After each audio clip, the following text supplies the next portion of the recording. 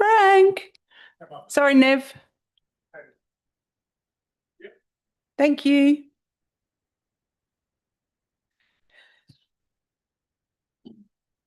Okay. Welcome. Hello.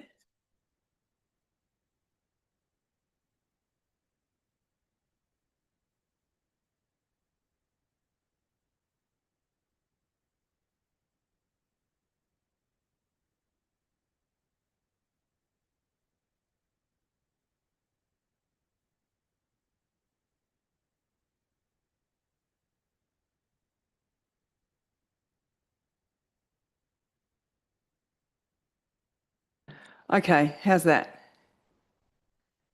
That was really creepy. Hello. Welcome, everyone. Before we start the meeting, I just want to let everyone know that the meeting's being live streamed. So we are now live. And I declare the meeting open at 5:33 p.m.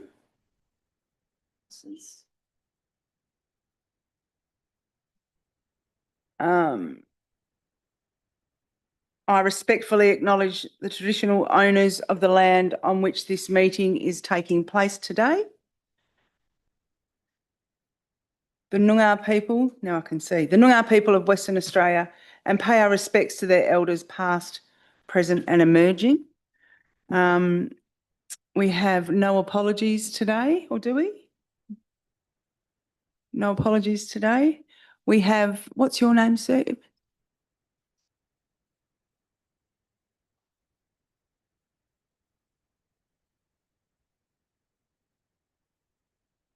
That is correct.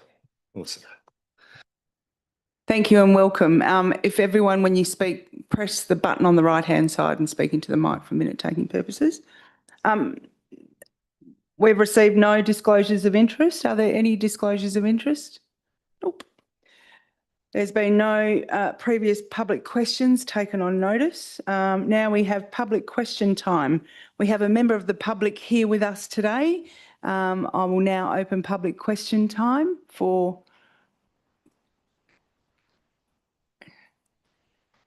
Matthew.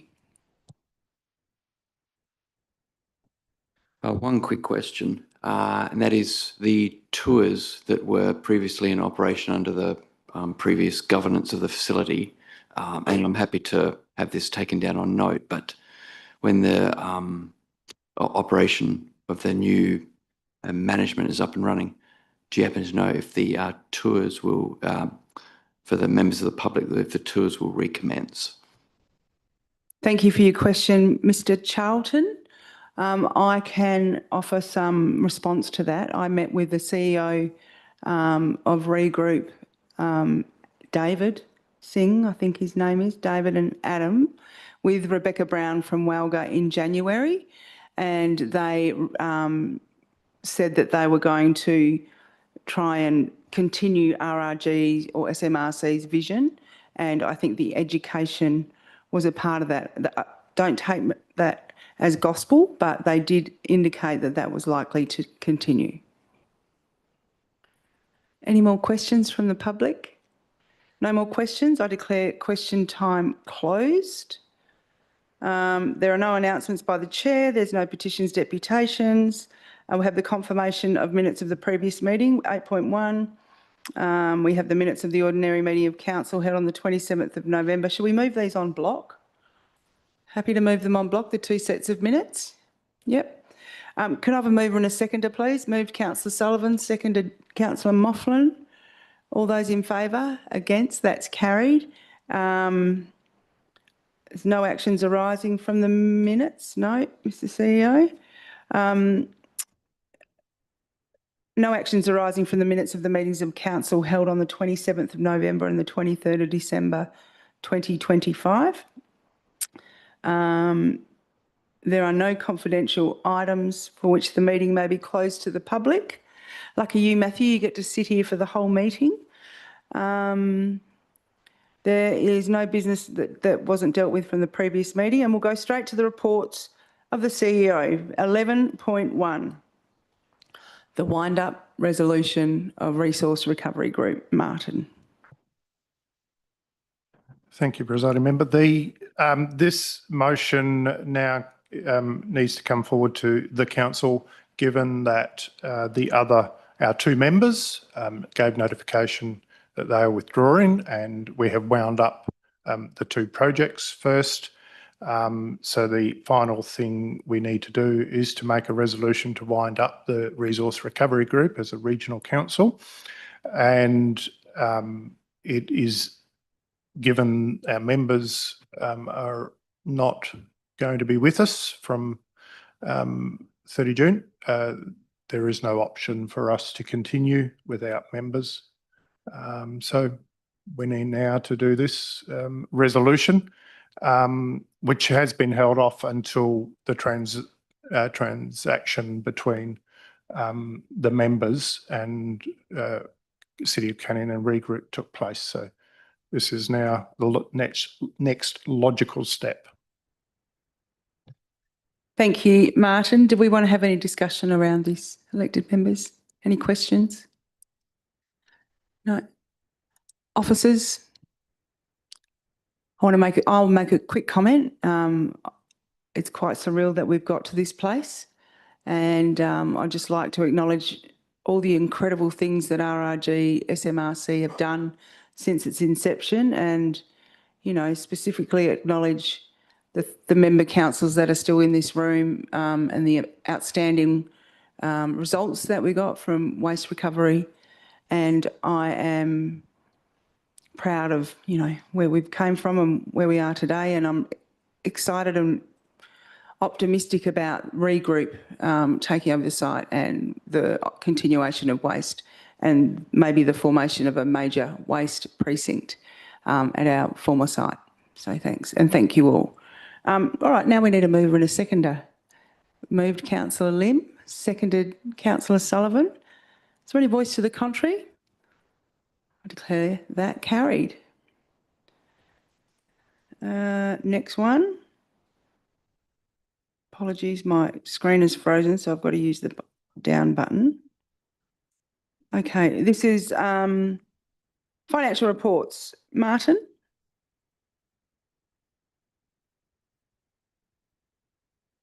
Yes, can we just make sure that yeah, we did do an absolute majority, so that's by the previous resolution was by absolute majority, so that's good. So the financial reports, there are two covering the period 31 December and 31 January. And then following that, we also have the mid-year budget review, which I did as current as I could up to the 16th of February, while I was, because there were some transactions that were significantly needed to be included. So a lot of focus on finance in this report, but what they do show is that we remain in a healthy position. I have been through the looking for any potential liabilities that were outstanding, major liabilities. And there was one issue that was raised to my attention when the last employee was leaving the building, and that was in relation to superannuation, some superannuation guarantee payments. There was one instance when they set up the payroll system that they didn't tick a box where it should have attracted super and it wasn't attracting super. So thank you very much. That took me some time to work through. And then I lodged the necessary statements over the number of years with the ATO, and we paid the amount. I just received today in the mail confirmation of that, and since lodgement and since payment, there's just another $15 of interest that we need to pay, and that resolved that issue. I've also been through the outstanding purchase orders, and there was a total, when I ran the list, I nearly fell off my chair. It was $10.5 million of outstanding purchase orders, but I went through that line by line and looked at payments made and compared that to the purchase orders, and they were purchase orders that had been raised but for an estimated amount, and that payments had been made. So I've written those off in terms of close the orders. There were also some big amounts in there for Kwinana Energy and for the transport of waste as well, which because they were for the full year to 30 June and we only needed to run to 30 November, there were some large balances of orders for the next 7 months that were not required. So we're able to close those off. I have chased up any invoice. There was one invoice which is still to go through, but I've accounted for that in the cash flow. That was for repairs made to one of the pieces of machinery it was committed to prior to us leaving the site. They hadn't undertaken the work by the time we left, but we still committed to making sure that was $6,800. That piece of work was done, and we've paid. I'm seeking confirmation the work's been done to their satisfaction prior to paying that, but I've accounted for that in the cash flow as well. So the statements do show a healthy financial position, and we'll talk later in the mid-year budget review about the cash flow from forecasting. So, I believe that, I have now got a very good understanding of the financial position of the Resource Recovery Group. We have cleared the liabilities. We have very little ongoing costs because we no longer have the operation. We no longer have plant and machinery, and we've got my laptop as an asset, and so on. So the ongoing costs have reduced significantly. So I'm happy to take any questions on the statements. Any questions, councillors? Daniel? Thank you, Madam Chair. Just around the open purchase orders, did we also notify all the suppliers as well that we have closed that purchase order so that there's no future expectation of invoice coming through to RRG? Thank you. No, because there are so many of them, and there's only me. So no, I haven't done that, councillor. But I did chase up for those because there was one. There was some oversized green waste processing that was conducted in November, and that appeared on a purchase order against which there'd been no payment. So where there was no payments I've made against a purchase order, I've validated. And then there was really the only other one instance for this green waste, which we hadn't had an invoice for, and the work had been conducted in November. So I chased that down and we've paid that. But if there was evidence that the work had been done, I was pretty confident that, and the same with like Kwinana Energy, I'm pretty confident that, and I've gone through the statements. So there are some claims. I just got one the other day from Kwinana Energy for some deliveries that were undertaken, 3 deliveries undertaken in December, but they're not ours because we, at the end of the process, did a stock take of any material on site, and that the obligation to remove that material transferred to Regroup or Redot Cycle, and we made a payment for that to Redot Cycle. So no deliveries. The RRG are clearly not responsible for any deliveries post November. We also have some other ones where there's some gas cylinders on site and we've notified those people that the site we were exiting on 30 November and that the responsibility for the site was transferring. So I'm just batting those back saying, sorry, not ours, but where there's clear evidence that the expenditure was incurred prior to 30 November, I was able to identify a purchase order for those and we're meeting those commitments. Yeah. No more? Okay. Officers? All good? Can I have a mover and a seconder then? Moved Councillor Mofflin, seconded Councillor Sullivan. All those in favour? Against? That's carried. Next one is the cash investment portfolio. Martin, did you want to talk about that, or is there any questions about that? I'd like to know what's in there. So thank you, Chair. The monies are now being held in two bank accounts, interest-bearing bank accounts, and they're earning interest as stated in the reports. Looking at we've now the office project is closed and the operations have ceased. I could actually do a distribution, I think, to councils, particularly like on the office project, because that's finished and I can do a calculation, and I can send some of that back to the councils based on the proportions that you wind up the project, and then I can do that. So spend some time looking at that, but yeah, the monies are sitting in the account. I don't expect, and as I've shown in the cash flow to 30 June, I expect that those sums will remain fairly well intact. So I'm confident that I can do a distribution, particularly of the office project, and we'll have sufficient funds well and truly. Yeah. Councillor Moughlin. Thank you, and thanks for the explanation.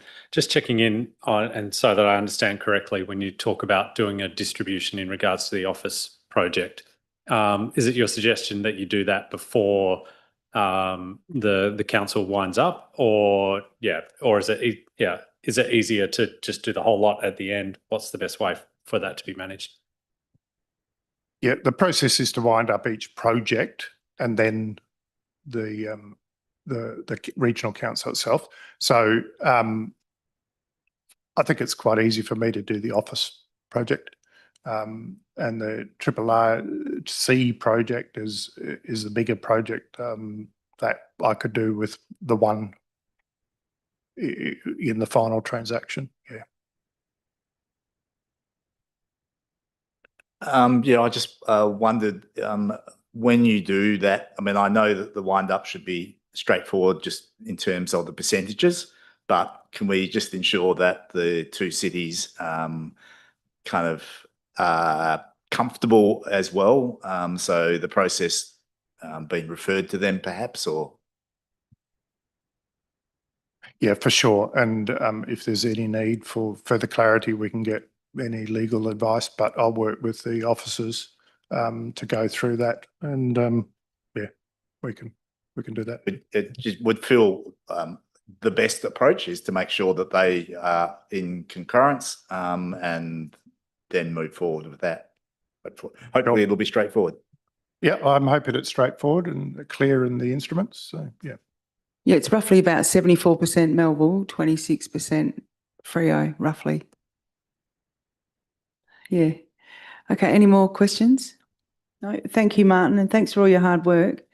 Martin and I have had lots of phone calls and lots of text messages setting up the bank account, and I've been hearing about Martin's new learnings of superannuation, etc. It's been quite funny, but interesting. Okay, mover and a seconder, please, for that item. Moved Councillor Lim, seconded Councillor Moughlin. All those in favour? Against? That's carried. Now we'll move on to schedule of payments. Schedule of payments is listed in the attachments for the municipal fund for the months of December of $7,560,425.59 and January 2026 of $1,043,950,089 be received. Martin, did you need to make any commentary around this further? Thank you, Chair. So obviously the listings, when you compare the two listings, the January list is a lot shorter. And when post-January, the credit cards were handed in, were destroyed. So come February, there will be no credit card transactions. So yeah, and there'll be very few. So with the payments, given that there's so the two signatories on the account are now myself and Councillor Wheatland. But sort of if we need a third party set of eyes, I would like to use the City of Melville and Gary, and he can have a look at one of his staff because to make sure there's some audit oversight of that, of the payment process. Yeah, so that I don't, you get some oversight of what I'm doing, because I'm now the accounts payable officer, the payroll officer, the accountant and everything else. So that does present some audit risk. And that's why we'll need the involvement of the City of Melville or one other to make sure that there's a third party overview. Yeah. Frank? Thank you. Do we need to formalise that in any shape or form about that oversight from Melville to support?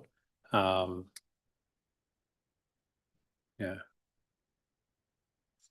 Probably nothing formal, although I can write something up and get agreement on that so that we can present that to the auditors. If that's, I think it would be good for us to be able to demonstrate. Yeah, we'll do that. Thank you. And would that require a decision of council, Martin, or can we just do a flying minute or something like that if we need to? But council can make that decision. It would then put it on the books, and you can do that with the payment. Oh, you can do it with the payment, noting that future payments will be also, oversighted by the City of Melville as an audit process. Okay, so we just amend the recommendation to add another dot point or another sentence. Yep. Okay. Did you get what Martin just said? The CEO just said. Is everyone happy with what the CEO just said? Yep. Acting CEO. What are you, acting or temporary? I'm acting and temporary. Yeah. Okay, so are we comfortable with that, councillors? Can we see the recommendation on the screen? Is that all right?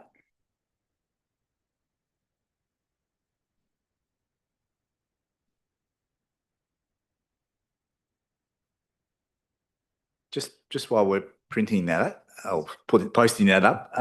Just Martin, has that process already commenced? Have you been doing that? I started that the other day. Yeah. When, some of the payments, yes. So I'm just thinking it should, whatever it says, it should probably sort of say that, reference that it's happening, but we're just formalising it so that it feels like it's backdated. Yeah. We'll have a look at the amendment and make any necessary changes, hey?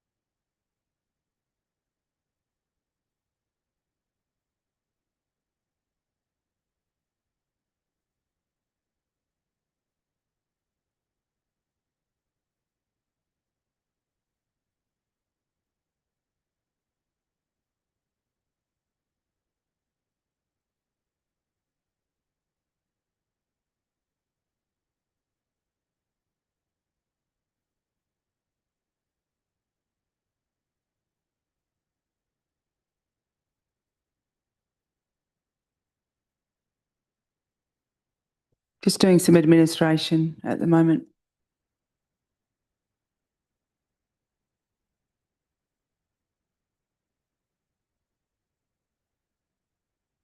Okay, so the amendment will be that the schedule of payment, the recommendation as is on the screen will be number 1.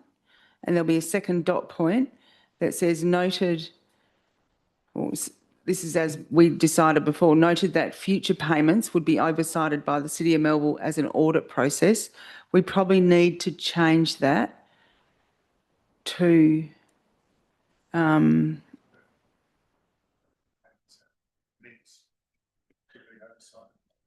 that payments have commenced and will be oversighted by the City of Melville as an audit process. Yeah?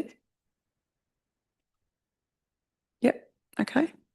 Can I have a mover and a seconder for that amendment? Move Councillor Moughlin, seconded Councillor O'Sullivan. Any voice to the contrary? Is it O'Sullivan or Sullivan? Oh, sorry. Well, you Jennifer Spanbrook on this, so. All those in favour? Against, that's carried. Thanks, councillors. Okay, we'll go down to the next one, the last one. Mid-year budget review. Martin, thank you. Thank you, Chair. The mid-year budget review follows logically from the other two financial statements. When I was considering this, and then I looked at the outstanding debtors, and this one from Kangaroo Plastics, I'm recommending be written off. It was in relation to mixed plastics, which were on their way to Victoria when Kangaroo Plastics advised they were not in a position to accept that delivery due to urgent circumstances. Not quite sure what they were, but there is evidence from the notes on file that there's been this to and fro as to whose responsibility it was. The RRG on the 30th of June last year submitted an invoice to them for this amount.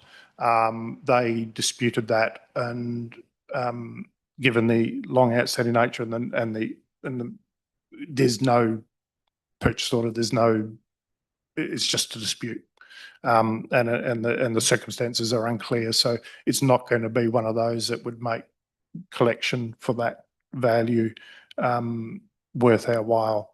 The materials were returned back to the RRG and were then sent elsewhere for processing. So I'm recommending that be written off. Now then, when doing the report, my primary focus was then on looking at what is the actual position that the RRG finds itself in at this time.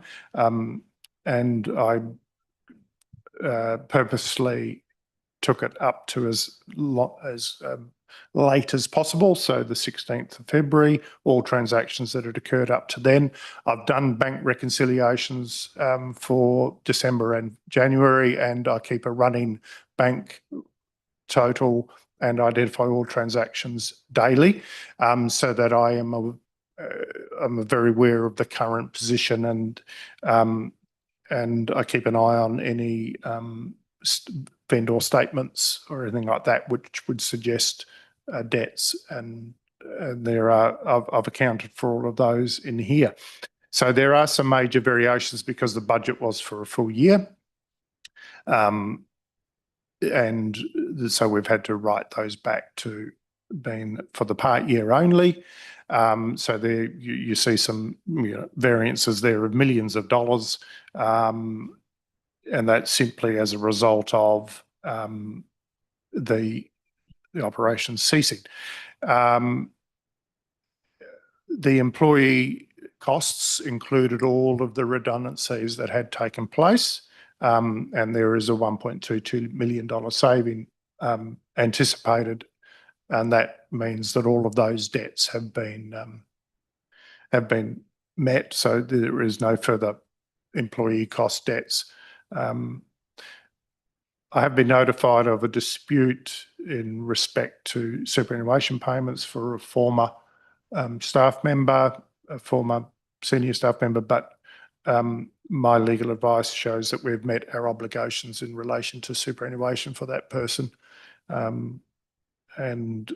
they have lodged it. I haven't received anything from the taxation office at this point, but I do have some legal advice which shows that the superannuation payments made to that person were appropriate, given that the organisation pays well over and above the superannuation guarantee amount. So, yeah, so materials and contracts, the reason there's large savings there is because we've ceased operations, and same with all of the other ones. The depreciation as a non-cash item, it has no impact on the cash position of the RRG. None has been charged through. All of the assets have gone, so I don't see any point in charging depreciation through, only to write it back.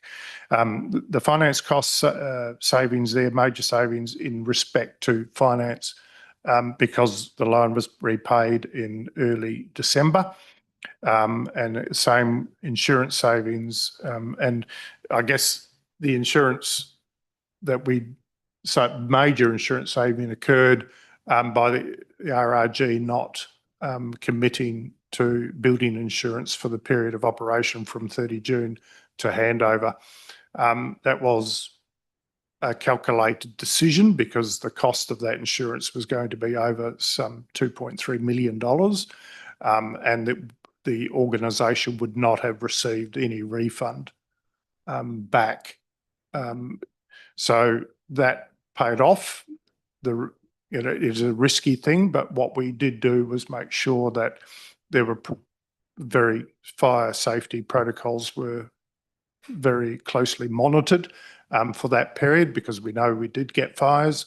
Any one of those fires could turn into a major, but the procedures were such that they were all controlled. So as a result of that decision, there's $2.3 million of the money that is there in the kitty now to distribute back to members. It would have gone otherwise into the insurance pockets. So calculated decision. Thankfully, we didn't have any incidences that got out of control. However, if we had, the alternative would have been, then we would have done site cleanup. We're under no obligation to continue, rebuild the assets to hand over. So we did make that calculated decision, and that one paid off. So in addition to that, you have another $260,000 estimated. And then the lease liability that we had ceased to be in existence. With leases, they booked assets and liabilities for long-term leases. They took those into account, so those are not required now, so they're written back. There is also, I believe, I got a statement from the City of Canning the other day. I think we're also owed $25,000 back that I haven't accounted for here. So I have to apply, and I'll apply on Monday for a refund of that amount back to us. Another favourable variance there shown as opening surplus. I don't like that. I don't like what the auditors did, but I'm not in a position to argue against them. But to me, it's funny money. That's why I've gone back to a cash reconciliation. They said we had a surplus of $10 million last year due to end of non-going concern transactions. But in circumstances like this, I revert then back to cash, because that's what you've got. That's real money in the bank. And that's why I've attempted to do a reconciliation to that later. The unfavourable variances, obviously, with the cessation of operations, we're not going to get the subsidies and contributions to the extent that we would have. Fees and charges have reduced significantly because we no longer have clients. Interest revenue has gone down marginally because we're not going to be around. We won't have the cash in the bank that we would have had otherwise, and so on. So I'm also not going to transfer from the reserve accounts when there's no, that's all going to come out in the wash. So I'm not going to, that's just shifting money from one spot to another. So I'm not going to do that. And then, of course, we paid out the loan of 1.5 but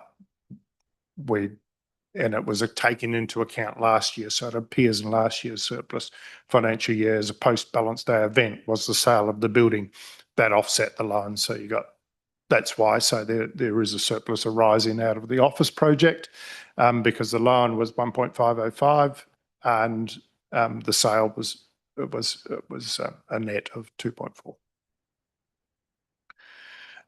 So favourable at the end of the day. Then we get to the cash position, and so that's where I show the actual bank balances as at 16 February, 4.745 million. The amounts to add to that are what we expect to collect from debtors, and I haven't included the other 4,000 in that. I didn't include that.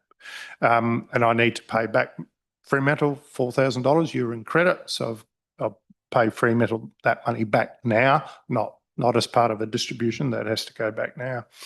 And then there's the interest that'll come in and any other revenue. Now, CDS is Container Deposit Scheme. There's $443,000 receipt to come in, and that they tell me will be in on the 10th of March, about the 10th of March.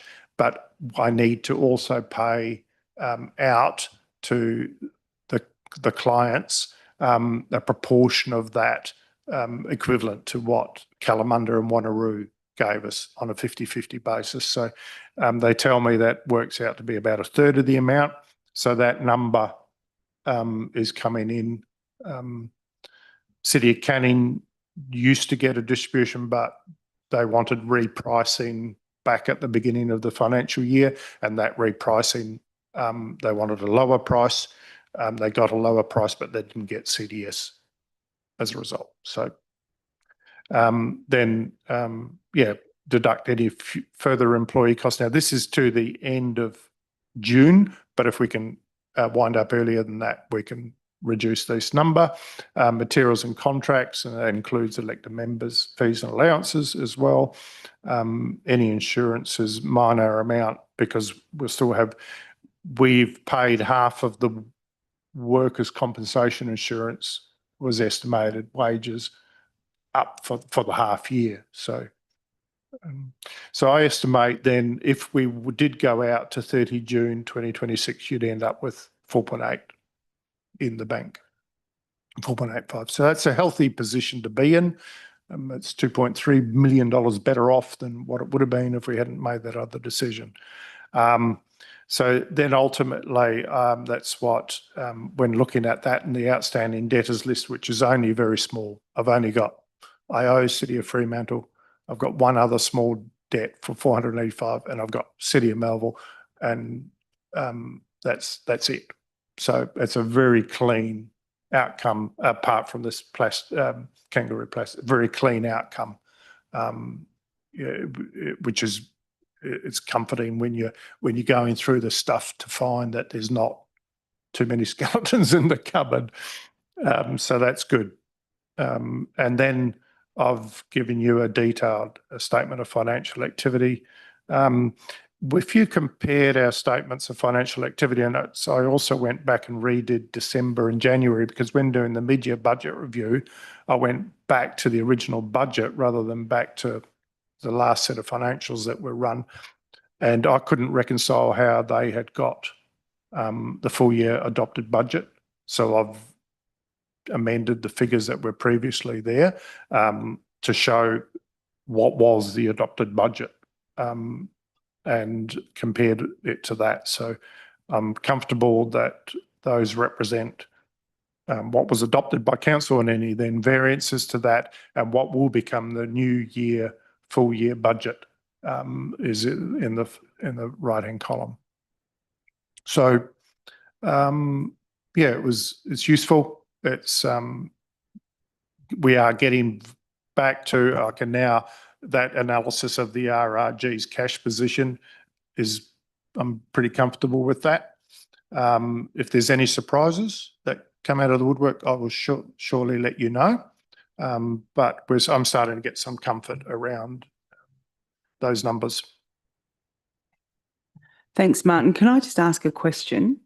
In relation to the superannuation claim, And what happens, is that going to impact the wind-up process? Like, can you please just talk a little bit further about that? It could, if I get notified of it by the ATO, but we had advice from Minters that we had met our obligations, and I know there could be some dispute around that, but the organisation pays more than the superannuation guarantee, like matching superannuation contributions, and the organisation has paid in excess of the superannuation guarantee amount for that individual. So I'm not too worried, but it would be a fly in the ointment if it did come in, and I would deal with it as quickly as possible. Any further questions? Councillor Sullivan. Yeah, just on that again, do you already know the amount, or you don't know the amount? And no, we would have to recalculate the amount, and they were a long-term employee, but the statute of limitations would also apply, and yeah, it had a long history. That when I went into it, I didn't know why it was left this long for a person to then make the claim that they'd been underpaid, but I think they thought they should have got more on the redundancy, probably, and wanted to make it up. Any more questions? No. Can I have a mover and a seconder there for the CEO recommendation, please? Moved Councillor Lim, seconded Councillor Moughlin. All those in favour? Against? That's carried. And that takes us to the end of the CEO reports. No confidential items. There's no motions, elected members. There's no business of an urgent nature. There's no questions by members of which due notice has been given. No confidential matters for which the meeting may be closed to the public. And so now I declare at 6:14 p.m. the meeting is closed. Thank you.